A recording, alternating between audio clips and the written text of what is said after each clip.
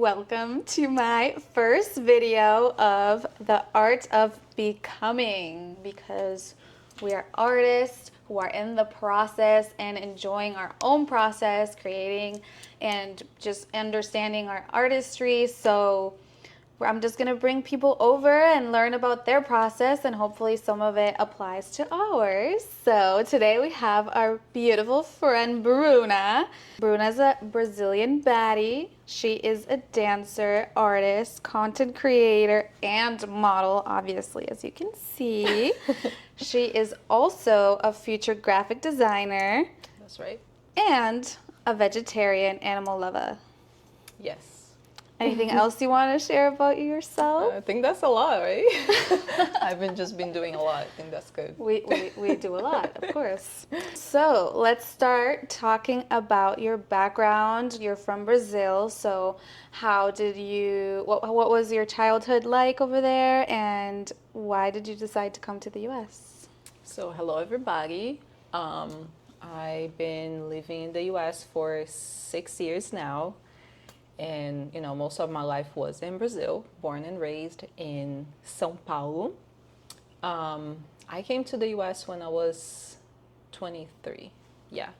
So before that, I just had so many things happening. But basically, I've been dancing for over 10 years.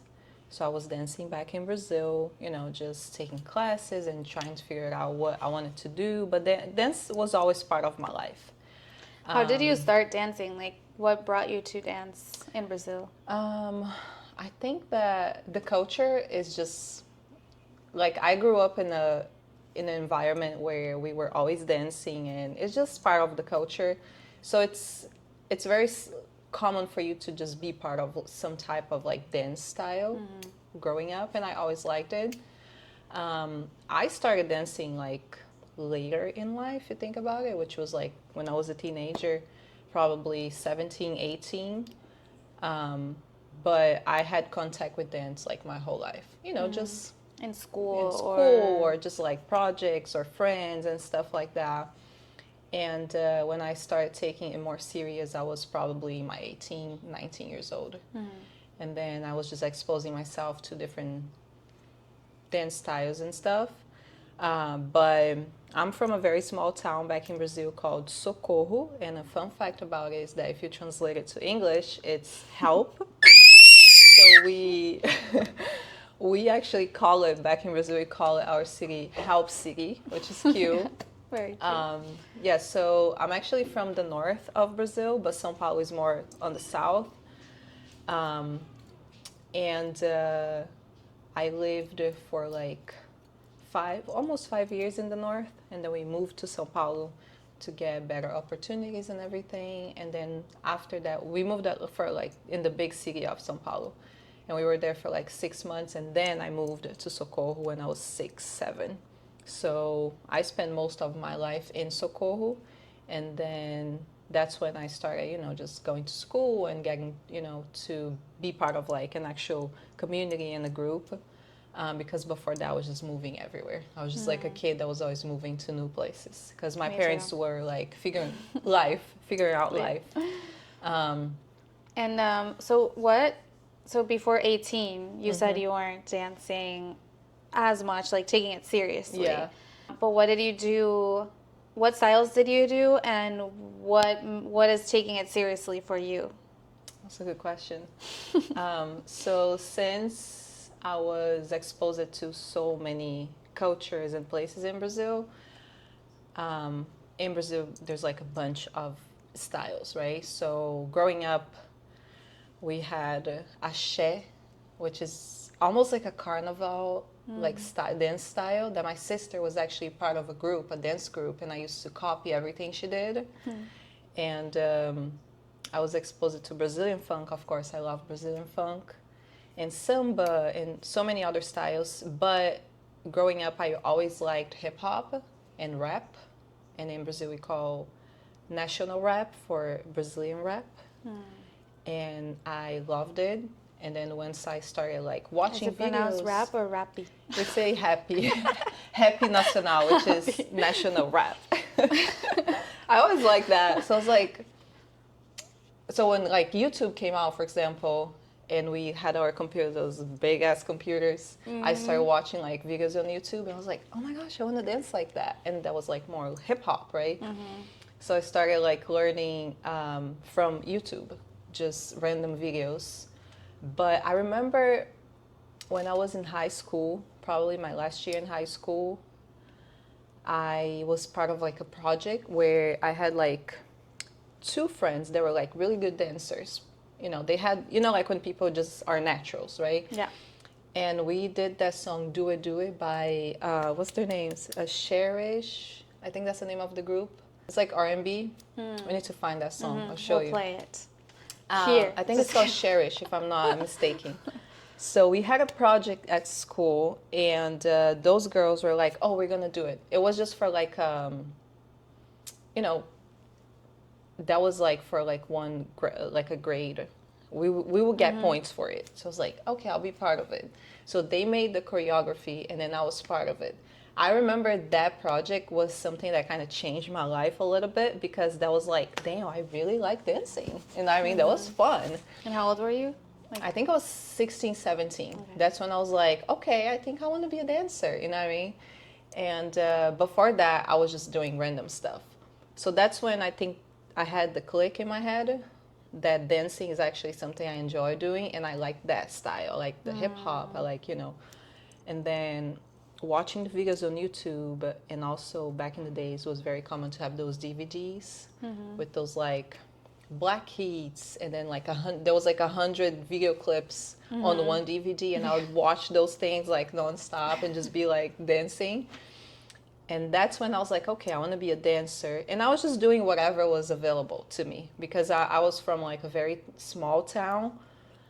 Literally nobody was doing that. I was the only one. So, like how it is when you are part of like a community where everybody does the same shit, and then you're the only one doing everything different. So there was a lot of like hate on it, especially coming from my family. So when I was probably 21, 22, that's when I was like working more. So I had my own money, and I started to going on trips to take workshops. And then when I was like in my 20s, I met a bunch of like dancers. I was just going to events. I was going like out of town. I was just like all over the place. And then I met a lot of people, which was great. So I took a lot of workshops. I ended up being part of a hip hop crew too. That was probably like 40 minutes away from my city. So I would take the bus and go rehearse.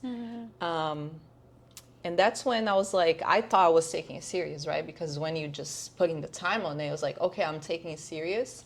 But the biggest thing for me now is that now I'm 31. So I realized that the biggest thing for me is that I love everything I did. I think it was incredible because I was using the resources I had, but I was not training with the right people. And that's the thing that gets me every single day. Because as much as I did what I had to do and with the people I had available, nowadays I was like, if I had started more serious, which is doing it with the right people, I would be a much better dancer now. So I think that taking things serious is just doing what you can, but unfortunately we need to have the experience, and we have to get some understanding of what you're doing for you to understand who am I going to train with, where am I going to expose myself so I can become the person I want to. You know what I mean? I think it's hard to, not to blame yourself or like look at the past and be like, oh, I wish I did this, I wish I did that, so that today this could be different. For some reason, this is your process, and you don't know why this had to happen this way. Maybe something is coming that, if it didn't happen this way specifically, you wouldn't be here today. You wouldn't be the dancer you are today, and the opportunities you have today. You probably wouldn't even live here. Who knows, right? So. But I think that with the resources that we have in the moment, because I'm from Costa Rica too, and I also had my own resources at the moment, and I assume like the best dancers that I knew were the best ones, and then you start going to new places, meeting other people, you start seeing all these incredible dancers. It opens up your mind and your world, and you're like, oh, there's so much more, there's so much I should learn, or there's so many other people that I can learn from or aspire to be like. So I think that those resources you had brought you here, and now it's giving you the opportunities that Yeah. you want to have, and go to the, train to the place you want to, and it also open your mind to know what is good training for you and what isn't, what you need. Exactly. So Yeah, so I'm very glad for what I had, and I did what I had to do, right? And for a long time, I was just blaming myself. I was like, damn, like I should have known better, you know what I mean? But how would I know better if I Yeah. never exposed myself to anything else? yeah. So when I started going to the bigger cities to take workshops, that's when I felt like, oh shit, like I suck, you know what I mean? And then, but that was great because that's when I knew I had to do better. And following up with the question, when I was 22, almost 22, I was like, I always like hip hop and everything. And one of the things I always wanted to do is just like come to the US or just, go all over the world. But, the US is just like when you back to South America, the US is just such like a big deal for everybody. And I always wanted to come here to travel or to take classes and, just do everything, not just like about dance, but about exploring like a different country. So the US was a big deal for me. So I found this exchange program called Au Pair, which is a program where you come to the US and you can go to other countries too. There's a bunch of countries that do that type of exchange program. And then you live with the host family, you take care of their kids, you take courses, you can study, you can travel, you get paid. It's not much. It's like $200 a week. You work like 40 hours a week. Back then though, right? So who knows if it's No, it's the same. Same? Still Oh. the same. So I did that exchange program in 2019. But it's good because it's a cheap exchange program. And Yeah. you come here, you study, you travel, you work, and you make some money. And it's good. That was a great experience. And I was like, I want to go, I want to explore another country. And then I'm also going to have the opportunity to, take classes and, who knows what's coming for me. So I was excited about that. So I was studying English. I studied for like 3 years before I came to the US. And I actually was working at the same school I was taking classes. So I worked there for like almost the whole time, like 2 years and a half. And after that, I was like, I'm ready. I did all the basics, and I did like the English basics. So I came here with like an intermediate English, and then I found a family, went through all the process, and I went to Ohio. So I was living in Ohio for a year. And when you got here, did you dance? Were you just kind of focusing on the exchange program? In the beginning, I think I was just very like amused with everything. Oh my gosh, I'm moving to a new country, meeting new people, living a whole new life. But I already like search up all the dance studios and everything. But my experience in Ohio wasn't great with the dance community because I've been to a couple classes, but I didn't feel very welcomed because I'm not from here. I was a new person, so I felt like people were looking at me like, who is she? Like they already knew each other. And they already knew each other. They're just like in their whole like on group. Yeah. And then I felt a little bit like left out in the classes, but I still went. I did probably like, I've been to probably like 10 classes, I would say, in different studios. At least by the time I was there, I didn't really hear about any events or anything, so I wasn't very active in the dance community. But anyways, I was traveling a lot, doing my own thing. I wasn't really taking dance that serious because I was still in the phase of like enjoying life, figuring things out, and then dancing here and there. And by that time, I felt like I'm a good dancer. I was happy with what I had because I was exposing myself to a couple things back in Brazil, but not to the right things. You know what I mean? And when I did, I felt bad, and I was like, okay, now I'm gonna take it more serious, and I didn't, because I wasn't in the right environment for that. And then in 2020, I came to Boston. That's when I switched families, because you can do that. You switch families, you can go to a new state, or you stay with the same family. I decided to switch because I wanted to live in a different state. So I came to Massachusetts. So the funny thing about Massachusetts is that once you are in the au pair process, families go to your profile. It's almost like a LinkedIn profile where, like, let's say you are a family and then you need an au pair. So you go and you search it up, and then whoever is like compatible to what you're looking for is gonna pop up, right? So those 3 families from Massachusetts. And think about it, there's like 52 states in the in the US. I was like, why 3 families from Massachusetts? I want to go to California. I want to go to New York, because that's where the dances are, right? Yeah. And then nobody from those states, just Massachusetts. I was like, let me go to Massachusetts. Maybe there's something there for me. So I came to Massachusetts. The very first week I was here, I went to 2 classes. And I was like, damn, like, I love it here, because all the dancers are so nice. I felt so welcome. Whose class did you take first? Who was my first class? I think it was Snoopy. I think that was my very first class. Snoopy and... Shout out to Snoopy. Shout out to Snoopy. I don't know if he knows. It was him, and second class, I think it was Tariq. Shout out to Tariq. I think those were my 2 first classes, if I'm not mistaken. I've been to so many, probably 5 in my first month here. And then COVID hit.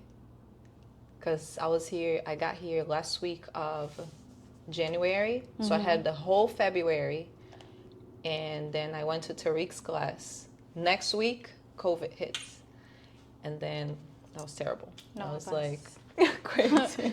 Canceled. I was like, damn, now that I found like the dance community, I met so many, amazing people. And it was like, 3-4 months, I couldn't really do anything. I was taking classes online. I was taking like Tariq's class online. He was like teaching tutorials on Instagram. I took all of them. That's great. So I feel like that time was when I was still in the phase of like having fun. You know what I mean? And I love that for myself, because nowadays I don't have fun all the time. Sometimes it's so fun. Fucking stressful. I know. I think you know that, because it's just like we go to classes and then we have to set up a goal. And I was like, tonight I'm having fun. Tonight I am working on arms. Yeah. I'm working on like retention. You have to, set an intention, because if you don't, that's when you just fall apart. And I was falling apart way too much before I knew that. Yeah, I think it's like a curve, because same thing. At the beginning it was kind of like, ooh, let's just have fun and try classes. And then you're like, wait, but I actually, at least for me, I was like, I want to get better, especially because I was doing heels and I was falling on my face. And I was like, hold on. I actually want to be able to do this. Then I started taking it more seriously. And then that's when I'm like stopping to enjoy it, because I'm comparing myself to everybody. I'm not getting the choreo. I feel bad because I'm not doing it how I want it to look. And so, yeah. And then now I think it's like, I don't know how you feel, but I feel like I'm in between, where sometimes, yes, I feel great and I'm just doing it for fun. And then there's moments where it's like, it's not like how I wanted it to be. Yeah. Even sometimes I'm like, am I getting worse? Because this was not it. This class was not it. Yeah, but some classes you go, there's some days that you go to a class and you're like, I'm not improving. But that's when you know that you're exposing yourself to something you haven't, and that's when you know that what you have to work on. And I think... And I feel like sometimes improvement, it's like, oh, I exposed myself to that class, so that means I'm better now. And then you go to another class that's similar or the same one, and like, this time is going to be amazing, and it's not. And you're like, so what? And sometimes it's because the results aren't showing up fast, or you're so immersed in it that you can't step out to see that there is growth, but you're just not seeing it. So sometimes it's tough. It's tough. We never see it's hard for us to see that on ourselves. But when we are around the right people, they do. Yeah. They see that. That's and why we need to tell each other. Exactly. So that's when you find your community, find your people. Because I, even when I was in Brazil, I was part of this hip hop crew, and I was often in the back. I was the only girl. There was like a couple kids that would like come and take classes and stuff. But the choreographer, he was a guy, and he was mad tall. He was always in the front, and I was always in the back. And I was like, why am I always in the back? Because he didn't want me to, shine. He was the one who had to be the spotlight all the time. Yeah. So that was another click I had. I was like, I'm not in the right place, because if I keep training and being part of something that's not highlighting me the way I deserve, I can be part of it. You know what I mean? So we need to be around the right people too. People that they're going to cheer you up, but they're also going to come and be like, I think you should work on this. Yeah. Because, that they know that that they see your potential, but they want to bring you there. Exactly. And not just like, oh, you don't have what I'm looking for, so I'm just going to hide you somewhere and focus on the people that I like. Yeah. Ideally, you find someone that wants to uplift you. Because some people don't see the potential in you, so they don't want to highlight you, right? Because it's almost like, if you're not doing what I'm teaching you properly, it means that I don't want to see people to see that. So they put you on the back. Or people do see your potential, but they don't want you to shine more than them, because it's something about them. And I've seen like both. Or even like also take the time to even explain. Some teachers are so bad. They're just tired. I get sometimes that they've been in the industry for so long that they just don't want to spend time going back. But that's why you have to find the right teachers, because there are good teachers that are like, okay, I see what you need and I'm going to try to explain it to you and help you figure it out, instead of just kind of being like, you don't know, you don't have the technique, or you don't understand how to do this move, you don't understand this musicality, so bye. Yeah. It's annoying, because sometimes you need that. You need those negative people to kind of like make you feel angry a little bit. So like, I'm gonna show you I can do it better. So as you say that, I'm reading The Artist Way, and there's like one chapter that talks about anger. That anger is actually super good, because it's like a map. It tells you exactly what you do not want, and it guides you to what you want to do. Exactly. So like, if you're in a project like a video concept and you're mad because, I don't know, they didn't put you in the front, or they didn't do the choreography how you like it, or they were disorganized, or whatever it is, like it shows you, well, why don't you do it? Why don't you do your own thing? You create your own video concept and you make it organized. You make the choreo how you like it. And it just gives you that map of what you want to tolerate or what you want to do, instead of just staying in the spaces that just make you upset. Exactly. It helps us to just, I think it's a push for you to start creating your own thing too. Because we don't understand how it is to be a creator and to be to be a choreographer, to be the dancer, to be the filmmaker, and to be the dancer. It's like all different things. So sometimes we get upset with other people, but we never put ourselves in their position, right?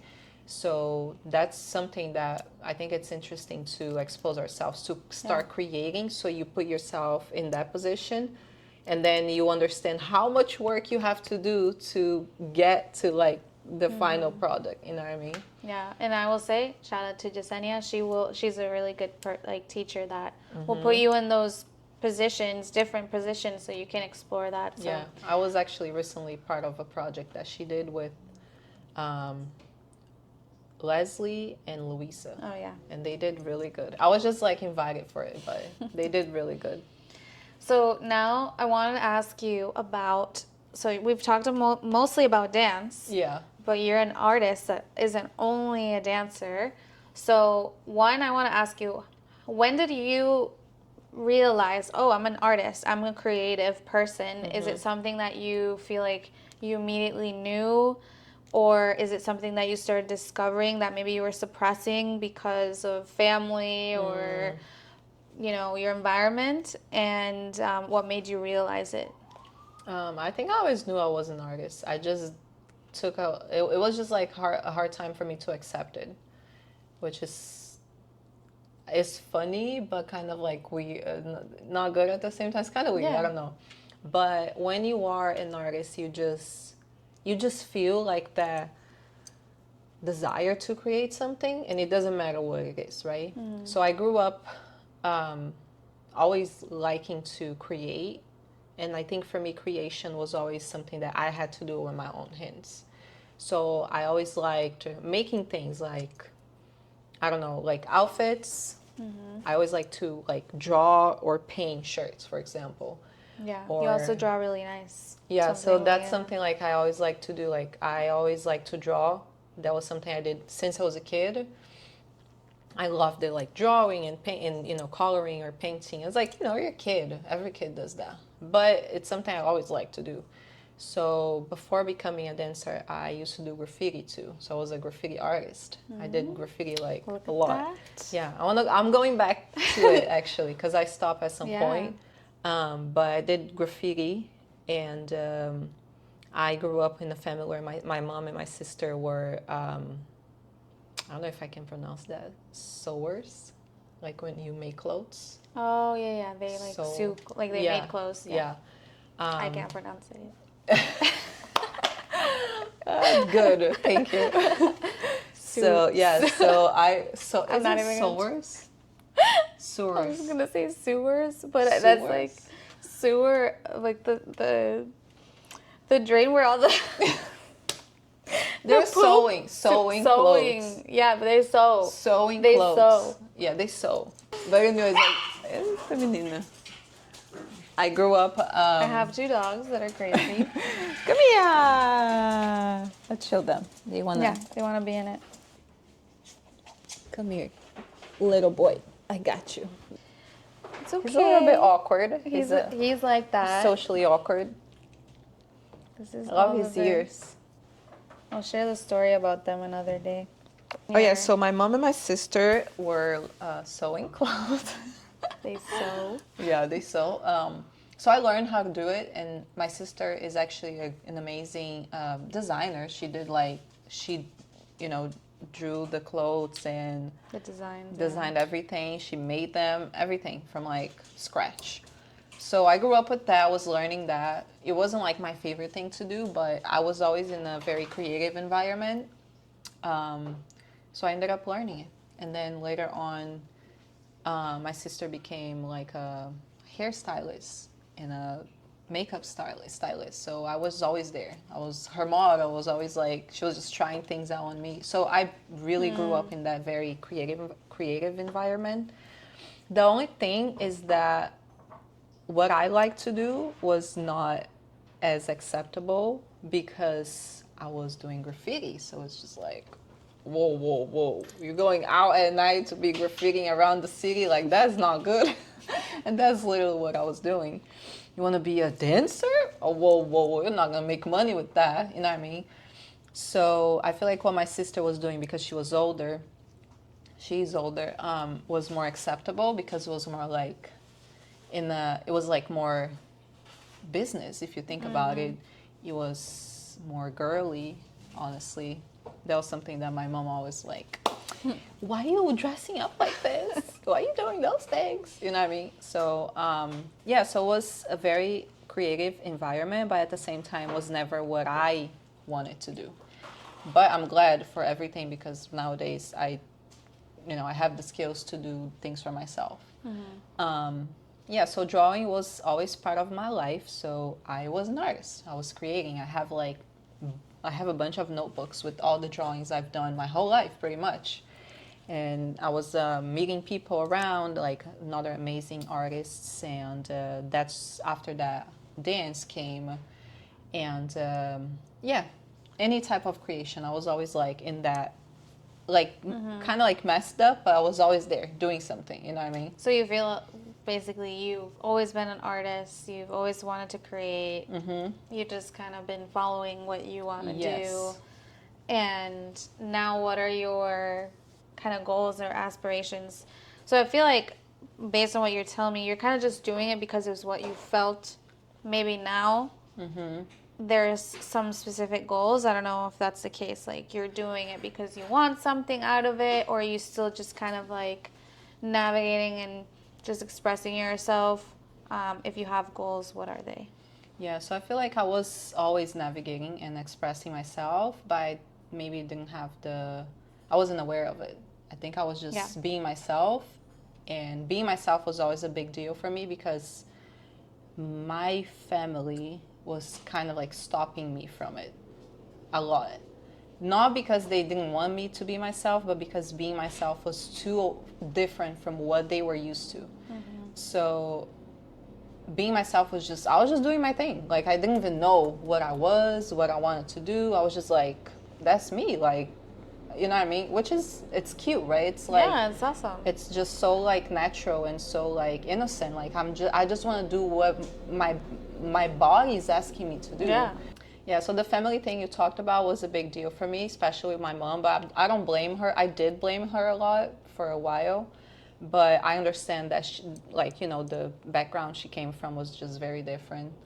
And I don't know, maybe what I'm hearing too, it was mostly your family, but I feel like also in our society, maybe like Latinos as well, our countries that are, especially like maybe your city, it's probably smaller. People know who they are, like who you are, and that you're your mom's daughter and your aunt and your cousin and this and that, and people, since everyone kind of knows who you are, they, you know, your parents or your family cares what other people think, and you just kind of have to try to fit into what that little society has. At least in Costa Rica, the country is so small, everybody knows each other. It's like maybe your tiny city, my country, whole country, and so and so it's like you just try to fit in and be like everybody else so that you can have friends and be a part of society. So it limits you to be who you are, but I feel like maybe you that didn't stop you. You were you, and that's awesome. Yeah, that is true. Like my city has 45,000 people, which is pretty much a lot. But if you think about it, like everybody does the same thing. It's a very country city. Like everybody's like a cowboy, like for real. And there's me, like, you know, like it's... And Bruna's doing graffiti while everyone's like, writing. Exactly. It's just so different. And it's fine because that's what I'm saying. Like, I feel like dance was also a path where I exposed myself to go to the bigger cities or different environments where people were just doing those things. Like, that's normal for them. You know what I mean? So it's just, I was just in the wrong environment. And I feel like I'm very glad that never stopped me from creating and just being who I am, because that helped me to get where I am today. You know what I mean? Yeah. And like going for the goals for now, for example, I feel like it took me a long time, and I think it's normal. Sometimes I get a little bit frustrated because like, oh, I'm already in my 30s and now I'm realizing those things. But it's fine because at the end of the day, that's my story. That's how I was built, right? And it's fine because at the end of the day, like adults, we really don't know what we're doing, right? That's something I learned too. 20s isn't an adult. We think that 30s, you're starting to become one, I feel. When I was a teenager, it's like, oh, when I'm 25, I'm gonna have this and that. Like, no, I didn't have shit. Yeah. So now I'm starting to realize a lot of things, and the goals is part of it. Like, now I understand what's my goal with dance. Now I understand why I'm a dancer. Now I understand why I feel the way I feel about being an artist. And becoming an artist was something hard, because I feel like the moment where I understood that I was an artist was when I was in Brazil and someone paid me to dance. That shit was like... I felt so guilty. I did not feel good that day. Guilty? I was like, no, I was like, why am I getting paid? Like, it doesn't make sense. I don't deserve it. You know what I mean? It was just a mix of feelings. Yeah. And I was like, damn, like, I'm a dancer. Like, people want me to be there, you know what I mean? And people want to pay me. So that was like the first hit where I felt like, wow, that feels weird. And it took me a while to feel comfortable getting paid to dance. And also accepting you're an artist. Like, I feel like I remember at the beginning when I started, even Jasenia again, taking her program, one of it was, who are you as an artist? And I'm like, can I even call myself that? Like, Exactly. what have I done? I don't, but it's like, when is it okay to call yourself Yeah. an artist? Because it's a big deal, you know what I mean? Like when you think about the people you look forward to be like I can't compare myself to them, you know what I mean? But you can, because it's fine. That's the process, the art of becoming, right? They also been through that process, and they are still going through a process. So I notice like I am an artist, because if I am creating, it means that I am creative, and it means that I have an art to create, because I am still creating. Yeah. So I'm creative, I'm creating, and that's my piece. So it is a piece of art. It doesn't matter what it is. So I am an artist, period. And I was like, wow, like, but it took me a long time to understand that. And also dance too. Like, it took me a while to be like, I was like, oh, so what do you do? I'm a dancer. You know what I mean? You just feel like kind of weird talking about it. Oh, so you make money with it? Sometimes. So it's a hobby? Yeah, No. but what do you do for work? Yeah. You know what I mean? So the goal is like, I was asked a lot about like, what's your goal with dance, or what's your goal with this and that, and that was a big deal for me, even like 2 years ago. I feel like I understood what's my goal with dance recently, because I really didn't know. I think that's another thing. Like I learned, I heard, like I saw this video that says that people are going to pay for anything. People are going to give you money for anything. So if you have anything inside you and you want to create it, just do it, because the money's going to come.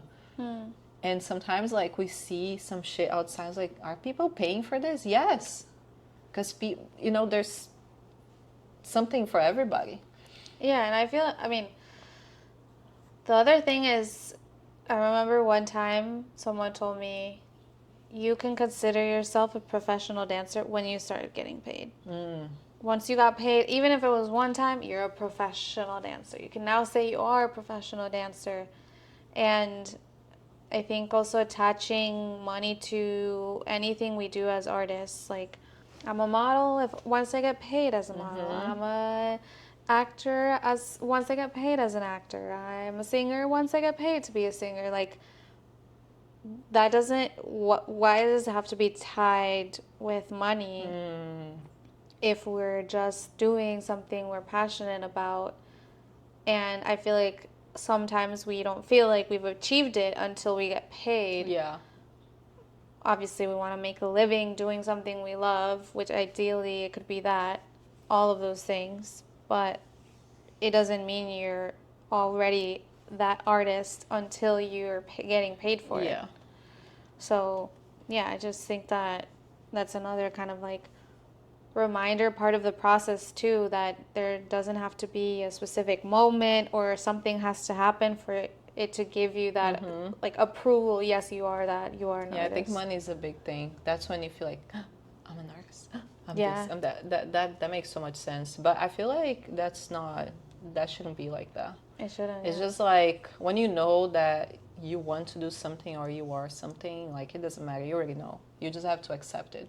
That's why I said that it took me a while to accept it, because I already knew it. It was already like people, when you have people coming around you and they say like, oh yeah, like this is my friend. She's a dancer. And I'll be like, because they like people, that's how people see me. Yeah. So why I don't see myself like this, because I don't accept it. And it's hard for you to accept a couple things, just good things or bad things. So I think being an artist is just like, you just have to accept it and believe it. Exactly. And now that I'm 30, I'm gonna start school. And that's another thing, that for a long time being an artist was just like, oh, you're not gonna make money. Being an artist is just like a hobby, whatever, because it is important to make a living, right? Yeah. So people take that, as almost like a priority. It is kind of, but anyways, it's just like, it took me a long time to accept that I am an artist and I was born to create. So now I'm like, I need to do something that is going to allow me to be who I am and make a living. Because I have to accept that I have to pay my bills, right? Yeah. So I did start a school back in Brazil, but I did business and I hated it. I did 6 months, did not have a good experience in, not just in the studying, but in the community. It was very weird to be there. You know what I mean? So now I think I'm old and experienced and mature enough to choose what's my path. So I decided to do graphic design because I'm still gonna create, and I know it's a career that can open so many doors for me, and like I can do so many things, and I can still be an artist. I can still create, and I feel like 2 years ago, that's when I was like, I have to accept that I am an artist. And as much as I tried to run away from it and try to do so many other things, which I did, because I was thinking about money, I was thinking about what's acceptable, it never worked out. Because there's something always pushing me to the artist path. And now I'm 100% accepted that I am an artist, and everything I do has to be related to it. Otherwise, I'll never be happy. You know what I mean? And I relate a lot because for me too, like when I danced when I was younger, I was little, and I stopped because I wanted to focus on school and getting an actual job and getting an actual job and getting into a job that would actually give me money, and everything was like focus on the money because you know, obviously if your parents struggled, or if you were not always having the opportunities that you wanted to travel to the places that you wanted to, then you want to be able to change that. And it's like, okay, so I have to do something that will make me money so that I can avoid, you know, or like get in a better economic situation and grow more than what my parents gave me. And you know, you always want that for your future generations, like grow more and get better and all that. But I feel like sometimes that's the case, that we're so guided about the money that we forget like what maybe it's stopping us from actually making the money we could have Exactly. by doing something we're truly good at and enjoy and love. And that's my process too right now. It's like, okay, believe that you are the artist that you assume or like believe you are, and just go for it and figure out what you want to do, and don't worry about if money is going to come from it. Because if I keep attaching money to it, then it's like, oh, I'm still not making money out of this thing, so that means I shouldn't do this. I should go do that. But maybe it's not there. That's not the moment that's going to happen. So, yeah, I think. Yeah, and it's just like you keep putting the effort in something that you don't really want for life. So you could just using that energy and that effort to put in something you like. Yeah. And at some point, something's going to come of it, right? You just have to believe it and do the job, which is like funny because, you know, nowadays I do work as a dancer, but it's just like a side work. And I babysit for like a full-time job, and I'm very like grateful for everything that that job gave me, as you know, like opportunities and everything, because that's the money that I'm able to, I use that money to, you know, work as a dancer, to put on the workshops, the outfits, the everything, all the works we've been doing as a dancer. So I'm very grateful for that. But at the same time, I'm like, that's not how I want to keep doing. You know what I mean? Because when I get paid as a dancer and I use that money to dance, it's just like, it's a whole another feeling. Because I'm feeling like that just makes so much sense. You know what I mean? Like I'm working as a dancer, and then I use that money to pay for, you know, my training. And the effort I put sometimes is just so much in something else that I'm like, I wish I was using that energy to to dance or to do something else I wanted. But I think, well, I feel like this will open up a whole nother conversation, but just letting go of that other, like you're saying, I feel like I'm in that same situation of like my job is also letting me pay for my passions and take all the workshops and go to all the teachers and get a new outfit for headshots, get new headshots, participate in the program, this program, that program. And if it wasn't for that, if it wasn't even for that job too, I wouldn't even be here. I probably wouldn't even have started. Like I suppressed my artistry to fit into corporate, and now I'm starting to discover how to bring it back and what it means for me and what it means to be myself. I feel like based on what you said, I actually suppressed who I was to fit into what I needed to do. And now it's like, okay, who am I? What do I actually enjoy? What do I actually want to do? And how do I let go of that job that is taking up my energy, focusing on things that I want to do, but also that's the job that is letting me do the things that I want to do. So I think that's like a tricky situation now. I feel like you relate with your job too. Yeah. It's like I just want to focus on the things that I enjoy, but when is that moment that we can like let go of it? I don't know. Whoever has the answer, tell us. Yeah. I feel like it's different for everybody because like you have to take the risk at some point. It's never going to be like easy or like, oh, now's the moment. You know what I mean? Like it's not easy. You're going to need to go through the tough part of it, which is probably financially, because it is what it is. So it's going to be financially, but you know, things are going to come together at some point. You just really have to work for it. And that's hard. Because once you start doing your own business, you have to work way more than you were working before. Yeah. And that's the thing that every entrepreneur, am I saying it right? Oh, entrepreneur. Entrepreneur says. We both are saying it wrong words. You know, people will understand. People that has business, they always say that you're gonna work way more. People that have a business. Yeah, because it's your thing. So once it's your thing, you're gonna want it to make it perfect. If it's I work for like I don't know a firm, I'll do what I can do. It's not my business. You know what I mean? You want to make your money and do your job well, but the energy you put on is totally different. Yeah. And you just want things to work for you, so you do work way more than you did before. So I don't know when the time's gonna come, but I'm working my ass for that time to come. Which is why you're also creator. Exactly. Content creator. So the content creating thing came last year. I just had an idea out of nowhere.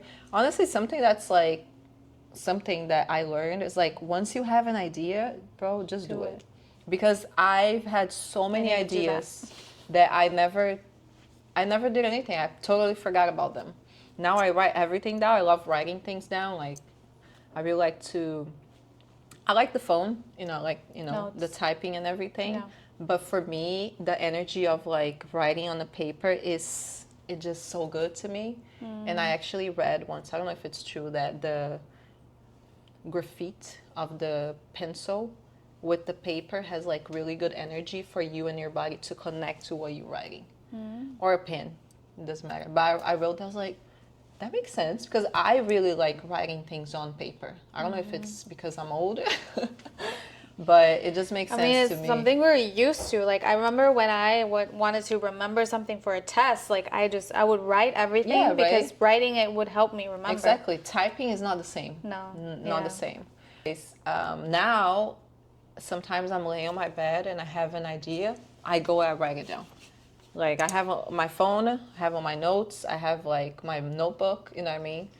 So write your ideas down, because one day those ideas are gonna turn into something.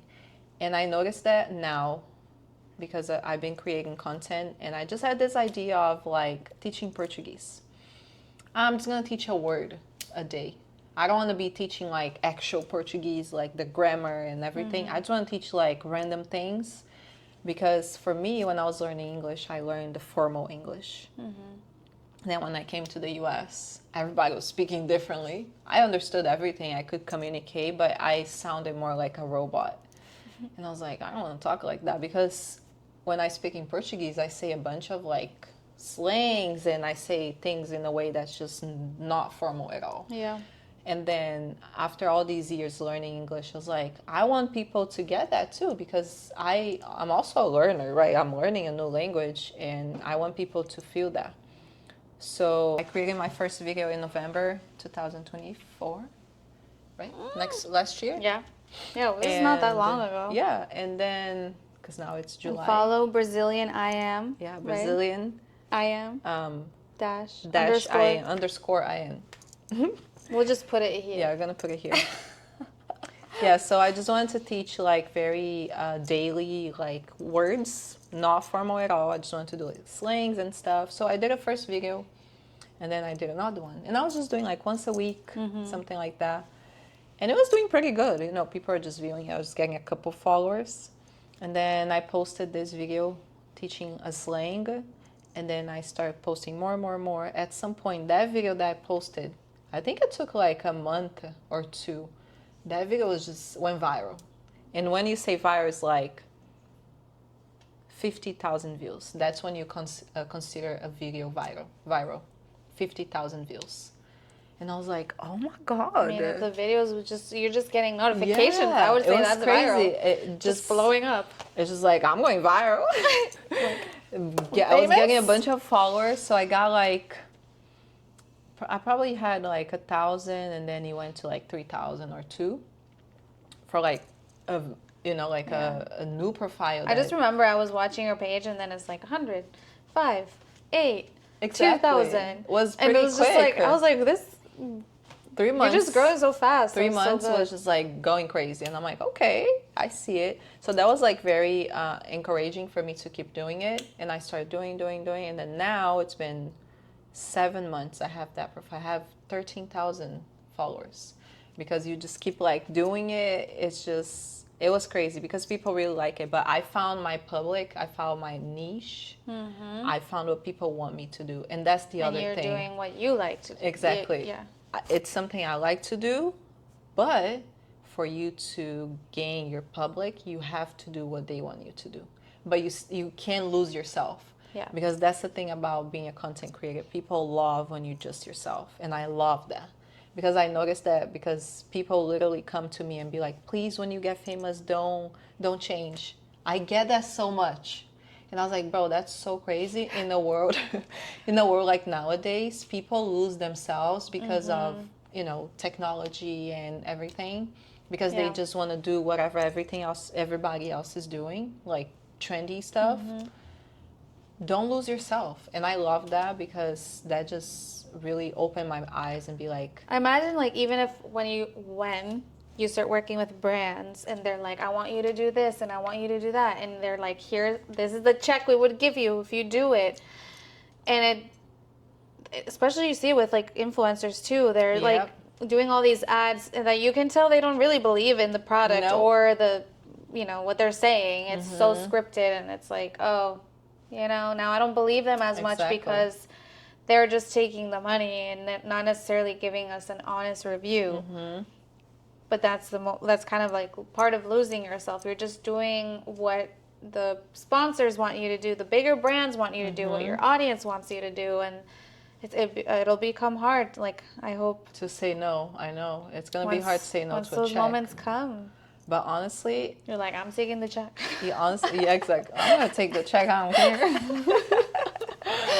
I just want the money. No, but it's something like I learned.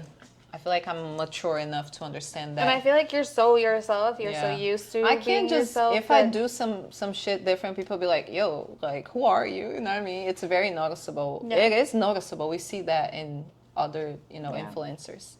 So that's just becoming a content creator. It's something that made me notice how much I have to work to make my business, my thing grow. And bro, I work so much. Like I've been doing videos. Sometimes I make like 10 videos, and it's just like hours of work. And I could be doing something else, right? But I really want this to work out because that's gonna open. I know it's gonna open like doors for me. Yeah, And I see it too. another thing that I recently did, I put on my bio what I am, because people didn't know. Like I put I'm a dancer, I'm a model, and that's something that was like I really want to be myself more and more, because I was not mixing up things. I was literally not doing that. But now I am, because that's who I am, right? That's Brazilian. I am. So I think it's just like this whole conversation, just like being ourselves is such a precious thing, because nowadays people are not really themselves. In dance, in anything, everything. And I think, really honestly, I feel like that's kind of why I've gravitated a lot towards you as a friend, because you just gravitate towards people that you enjoy and maybe that you want to kind of be, or you get something from them, right? Yeah. Like, and you honestly inspired me to be like, oh, I can just be myself and just discover who that is. And even now with your Instagram page, I'm like, wow, she's really... I see the work you're putting in, and then you come today to my house. I'm editing a video. Oh yeah, I was editing a video. You're nonstop on it because you want it, and it's honestly inspiring to me. So that because I feel like there's a lot of things that I want to do, ideas that I have, and that I might not just go and try to do it. So I think that lesson today is just really just go for it and do the things that you want to do, and most importantly, be yourself. Yeah. What and else another do you want to thing say? I learned is that this is like I have a notebook where I write a bunch. I should have brought it because I have so many good sentences there. But the one that's been chasing me is that you are gonna look crazy until you become something. And that thing is like, I saw like that on social media, and I saw in other places too, because people really think you are crazy when you're doing something you believe. But once you get there, once something comes to you, once you get famous, once you get money, once someone notices you, people are gonna come to you and be like, oh my gosh, I knew you'd get there. I was believing. No. So that's the thing, like, believe in whatever you have in your head. If you believe in it, it's gonna come. And if something is chasing you, something is always in your head, something is always there, it's because it's already yours, and nothing can change it. Because I know that for myself. I have a bunch of stuff I have in my head that's been telling me. I have so many things in my head, like telling me what I'm gonna be. And I was always, it's like my intuition, right? I believe in intuition so much. So I always knew I was an artist, and now I believe it, because now I accept it. And there's a bunch of other stuff that I know my intuition's telling me, that I just need to believe it and then accept it. And I know there's so many things coming to me, and I'm chasing them because they are meant to be mine, and nobody else is gonna take it from me, but you. Me, I'm gonna take it. But you're gonna take it. You, bitch. I hope it made sense, because it's just like sometimes my thoughts are just like all over the place. Let me put it back together, because I think I said too much. So whatever is been chasing you, thoughts that's been chasing you, you have to believe in them, because they're meant to be yours. You just have to chase them, because they are yours already. You just have to take them and accept it, and just, live on it. And that's something I've been doing. It's just like really believing in what I want to, exposing yourself to environments, places, and people and conversations, so your brain starts understanding that's what meant for you. And honestly, like, also going back to the first thing you said too, is that people will think you're crazy until you make it. Yeah. And like, it's like your style, for example, or like your family telling you, why don't you dress this way or that way? Yeah. And I feel like that's one of the coolest things about you, like, I get that a lot. It's like, that's literally who I am. Exactly. So like, imagine if I changed it, people would just be like, okay, basic bitch. Basic bitch. Yeah. And yeah, I think that's really awesome because you're just going to continue the path of becoming who you're supposed to be. The art of becoming. The art of becoming. But yeah, so this is I think we can end this first section Yeah, on that was that. good. I think that was really good. You gave me a lot of things to think about. So And honestly, that the was awesome. questions were really good. That made me think a lot. Because I'm the type of person I get distracted so easily. And then that's why I write things down. That's why I have to organize my ideas because I have so many things going on in my head. So might that do was that good too. to talk and to align because I know we have a lot of like things in common. Yeah. And I feel like you always understand what I have. And we just understand each other so well. That's why we just get along. And like the craziness always match, but the serious things always match match too. So sometimes I say, maybe I said too much, maybe I'm just saying nonsense, but she always gets me. I understand that. It's great, you know what I mean? So it was really, the questions are really Now the good. question is if people are gonna stand us. I hope you all understand me because I hope that conversation made sense because for us not, it we'll made keep so it much sense. We'll keep it for us to watch in the future when we're famous, both of us. Okay. Thank you for the first section. Now we're going to the next one. Yeah. Now this is our sha. Oh yeah. Spill the sha. Spill the sha. So sha means Tea. in Portuguese. Yeah. So tell us some tea about yourself, something that nobody knows about Bruna. Or about somebody else that you know. I think I'm going to say a funny story. I couldn't really think about anything like crazy, but this is a very funny story. So when I was a teenager, I was in love with this boy. He happens to be my best friend nowadays. His name is Alan. If you're watching this, you know what I'm talking about. He obviously is. So when I was 14, 15, I saw him. He was another thing about me, I used to play basketball. Oh, I think I was a basketball player, and I was pretty good. And I used to play basketball, and I saw this boy walking, and he had like a basketball like outfit, with the basketball, holding a basketball, like my type, everything. So I looked at him, I was like, oh my gosh, I like him. So I was like 14. And then later on, I met him. We started playing basketball together. My girlfriend, was dating his brother, which is like a coincidence, small cities. And I was just in love with this boy. Fine. So his family was very like religious. He was from the church and everything. So I was like, oh, I don't know about that. But anyways, I was just like very into him. And then we got close. We got very close. We're playing basketball together, going out together. We had the same vibe and everything. And then I was the type of girl that was always like, I like you. I like you. If you don't want to be with me, fine. I just want to make sure that you know that. I was always like that. I had no problem like just expressing what I wanted. You know what I mean? Period. So I told him I liked him, and he was like, oh, okay, whatever. But he was like, whatever? Yeah. Oh, okay. And then we're still friends. When on my 17th birthday, we kissed. On the day of my birthday. That was a big deal for me. After that, I went to him. I was like, so? What are we? What are we doing? He was so awkward. It was terrible. It was like, no. Was that your first kiss? No. Oh, okay. My first kiss was when I was 14. Story for another video. But anyways, and then later on, we're just like very friends. Like we're just so close. Like there's no way this boy don't like me, bro. Like I'm so cool. Like this, we have everything in common. We had the same style. We like the same shit. Like it was crazy.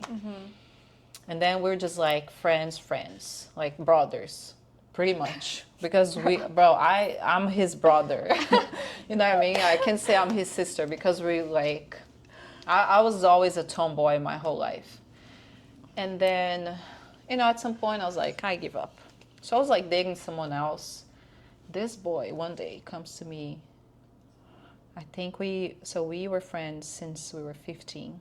I was probably 23, 22 by that time. He tells me he's gay. He's fucking gay, bro.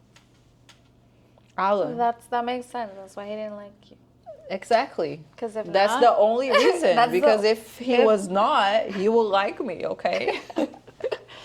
But anyways, I think this is so funny because I spent my whole teenage crushing over him, crushing this boy. and He never told me, but it's because he was going through a lot. He's from like this like religious family and everything. And nowadays, it's been 15 years I know him. I hate you. Is he in your videos in the Brazilian? I am. Is he the guy that you're like, gostoso? Oh no, that's Hina. No? That's Hina. That's another friend. But it's me and Hina and Alan are my best friends in Brazil. We used to play basketball together. And yeah, so Alan was just like my teenage love. And I think it's just so funny to say that story. He never told me that. I was like, bro, the moment he told me, I was like, why you never told me? He was like, I'm sorry. Like, I was trying to He was going figure through his out process. why I was and just like, get out of the closet. And then after that, I was like, okay, that makes sense. I feel like I've always liked him until he actually told me he was gay. I always like had a crush on him, but it was crazy. I think that's one of the craziest stories I have. And nowadays he's like my best friend, has a boyfriend. Shout out to Alan and Kaku. Alan. Yeah, Kaku, you know that story. Right? They kissed. Well, this is the end of Spill the Sha. Spill the Sha. Now we're going to our last part, which is going to be a game. I'm scared. No, we're going to our last section, which is the game section. So we're going to start with a word matching. I'm going to give Bruna rapid fire words, and you're just going to associate them with whatever comes to your mind first. Okay. Ready? Ready. 5, 4, 3, 2, 1. Nude. Collar. Okay. Passion. Dance. Choreography. Step. Tap. Shoe. So. Clothes. Book. Reading. Rap. Music. Happy. Oh, music. Dog. Bark. Vegetarian. Broccoli.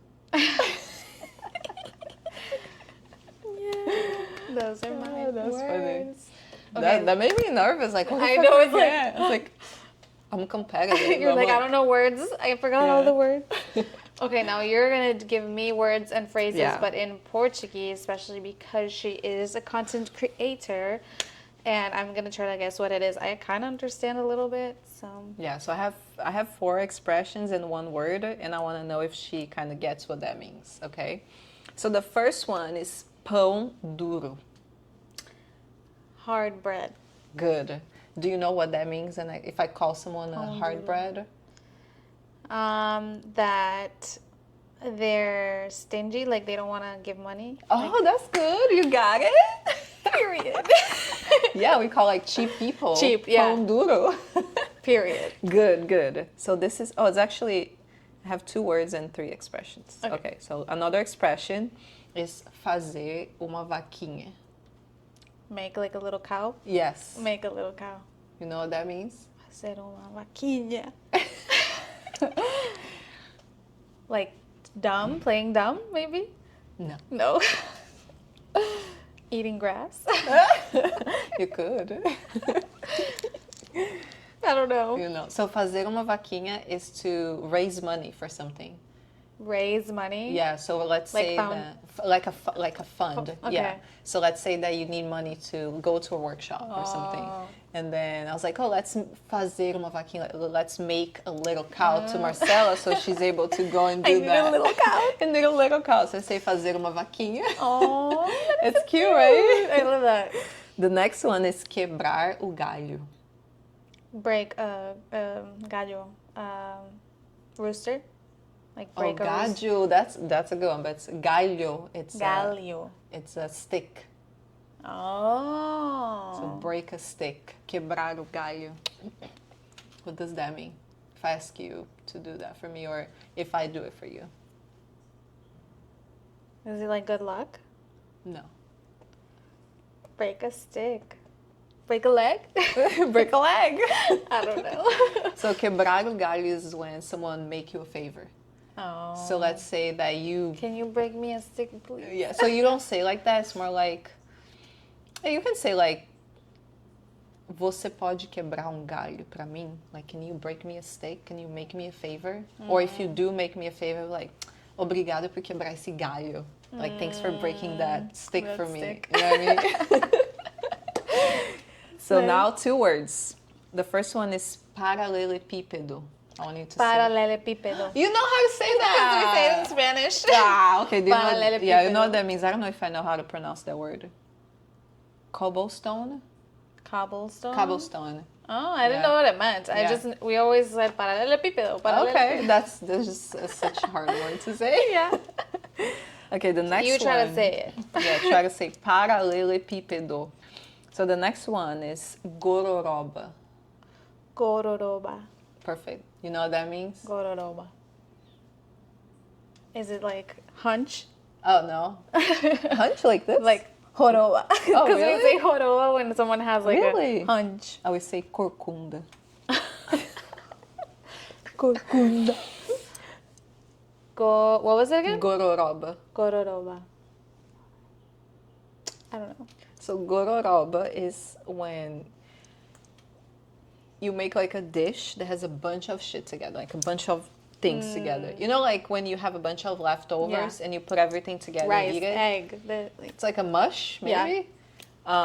So that's a gororoba. I love gororoba. Sometimes I have like a bunch of leftovers. I put everything together, I mix all my food, and I'm eating it. I don't care. So Or that's like a gororoba. sobras is like what's left. But everything together, I don't know what we call it. Yeah, I say gororoba. Everything's like if you're eating a bunch of things together that doesn't make sense, it's a gororoba. I love doing that. Apparently, people eat spaghetti. Like in Costa Rica, we're talking like people will get old spaghetti from like the night 2 nights before, and you're gonna make it for breakfast with egg. I've had that before. Like That's apparently a thing. I never had that before. yeah, Like I would have maybe rice with egg. But yeah, rice not, with eggs. Yeah. not spaghetti. Something I really like is to eat spaghetti with beans. That sounds great. Yeah, so there's a spaghetti. Spaghetti with beans. Especially the Brazilian beans is so soupy, so you just put on the top and you mix it together. Okay. My mouth is watering. We actually have food waiting. Yeah. Okay. That's it. That's That it? was good. You did really good. Honestly, I feel like Portuguese and Spanish kind of, Yeah, it's pretty similar. yeah. Yeah, but you did good. Your pronunciation is good. Oh, she's learning. Thank you. I hope you enjoyed this episode of The Art of Becoming with my friend Bruna, who is already the amazing artist. She's Thank always you. been herself. Thank you. Which is awesome. So, Thank you for inviting me. I love it.